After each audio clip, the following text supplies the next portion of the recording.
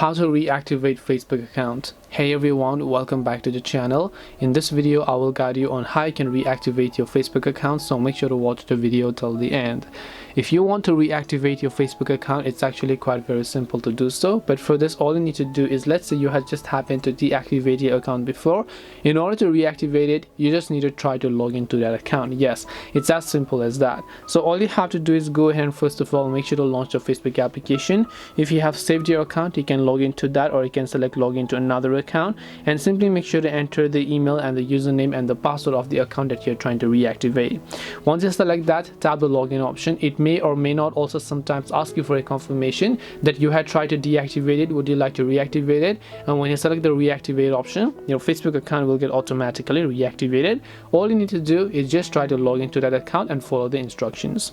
This way you should be able to go ahead and then basically reactivate your Facebook account. Hope this video was very helpful. If you have got any more questions, feel free to leave them down. Thank you for watching and see you in the next video.